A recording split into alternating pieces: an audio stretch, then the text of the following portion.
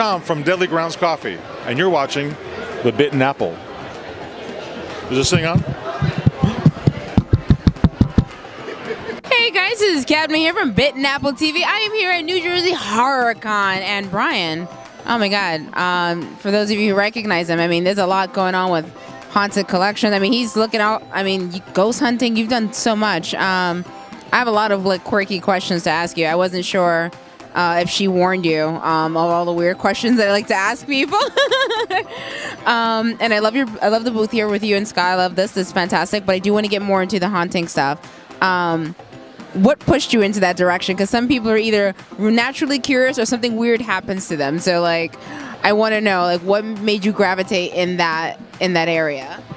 You know, I get asked that question a lot, and one would think that it's a simple answer, that it's either A or B. But for me, it was a natural curiosity, and as a child, I was always fascinated by the mysteries of our world. And I loved shows like In Search Of with Leonard Nimoy,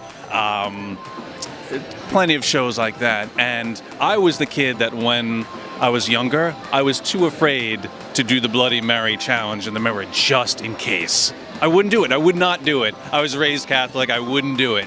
But as I got older, my curiosity caused me to search the abandoned places, to look into all those urban legends and myths, and it just kind of landed me here. Oh my God. Okay, so just natural curiosity. I believe you would be the first person that I've spoken to that didn't have a spooky story like this happened, or I've always questioned what's happened. And I think it's amazing that you have that natural curiosity, and then it led you onto this incredible path. So when you're whether you're looking at an item or if you're doing your night vision, I guess what were the odd incidences that you might have seen surrounding like an item or a particular night?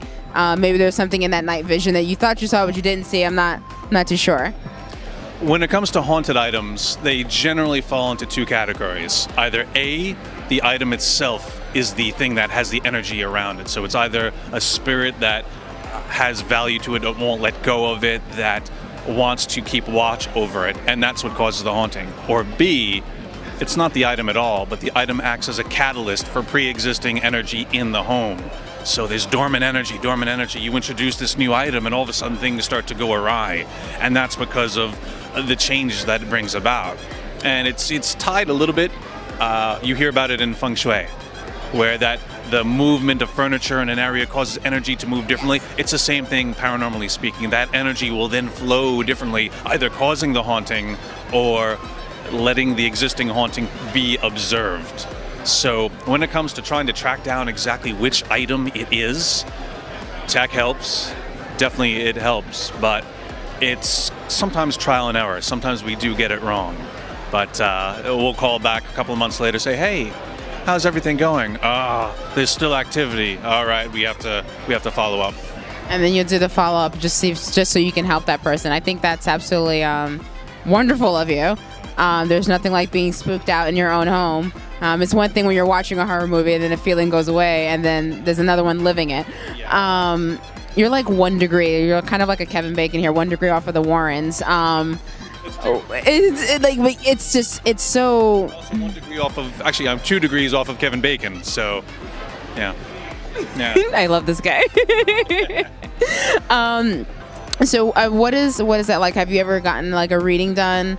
Or anything like that, especially after dealing with so many haunting, I guess, incidences and as well as items. Do you ever get like psychic readings or anything else like in that regard? Because this is such a big interest of mine. I naturally was curious, and then I had some random weird stuff happen, and I was like, I don't know where my curiosity is leading me, but I would be that kid that would probably I did do the Bloody Mary. She did it. Nothing happened. I was cool. She just said hi. Oh, okay. She's like, I'm a little busy now. We'll call me next Tuesday. We'll do something. I mean, when it comes to psychics, we're all psychic. We all have that ability, but to different degrees. And for most people, it's not developed in such a way that it's observable. Now, for me, when I first started investigating, I was dead as a doornail. I didn't sense anything. I didn't see anything. I didn't feel anything. But the more you do it, the more you open yourself up to it. And now I can feel when something is around, or I could feel that there's something happening. I can't identify it. I can't give you a name, a place, or any information, but I'm like, huh. And that's why I like working with psychics, because my meters will go beep, beep, beep, beep, beep. And I'll say, hey, what's going on right here? Beep, beep, beep, beep. Oh, his name is Bob, and he died, and he was 40, and the money's in the thing. And working in tandem with psychics is very helpful. And it seems like every time I meet a new psychic, they go, you were a pirate in a past life. I'm like, oh, great, this again. Pirate in a past life. Scurvy and all. Brian / Jack Sparrow, I am loving this, but I won't lie, you do have a pirate look. You do. I'd be like, all right, just take the treasure. Never mind, just take it, go. That's incredible. You're in such a unique genre or career of work that I feel like some people never know kind of like, I guess, how to approach it. And they're just like, it just leaves you open to so many things. So for those who look at this and go, oh, it's fake, I guess, as you would say, they're dead as a doornail. What would you suggest to them that sort of opens you up, that would make them more susceptible to understand that perhaps there is a little bit more to what we're saying, that there's more energy that you can feel, because energy doesn't just go away, it just goes somewhere else. That's the law of conservation of energy. Energy can either be created or destroyed, it just changes form, and we like to lean on that in the paranormal arena, because all right, what happens to us when we die? The soul or the spirit or whatever you call it, it's energy. And once you lose the body is just a physical machine. Where does that energy go? So, ironically, I started out my journey as a skeptic. All right, as a kid, I believed in everything, and as kids, we all do. But as I got older and really started looking into this, my role was a skeptic. I'm like, you're crazy. And it was my task, it was my mission to try to find the rational explanations for the things that are being reported. And there was no one incident, there was no one thing that happened to change me. These days, I consider myself a skeptical believer. I believe, I know the phenomenon exists, I've seen it, I've experienced it. It's the people who report it that I'm skeptical of. And I say it like this. Now, you asked, how would you relate this to a skeptic, to someone who doesn't believe? Every experience is like a grain of sand. By itself, a grain of sand doesn't seem like much. You go, you drop it on the floor. After time, after you've been through a lot and after you've had all these little grains of sand, you look down and you're standing on a beach. And what does that mean? You now have to consider this new reality you're in. And it's very much like the stages of loss. There's denial, there's bargaining, there's anger, and then finally, acceptance. And you just have to decide what that means for you. Oh my God, that is like the best breakdown ever. Because I've had people question me. No, I'm so serious. That was like phenomenal. Because I've had people question me, or like they're very skeptical on like what I say. And I always tell them like, well, those are my experiences. I can't explain it for you until you've been through it yourself. Favorite haunted collected item? I'm just curious. Did you have a favorite one? Or you're like, this one I kind of like, even if it was scary, like deep down you knew you liked that item. It's tough because, the old man is the one who kept the items. I just would crawl into houses to get them for him.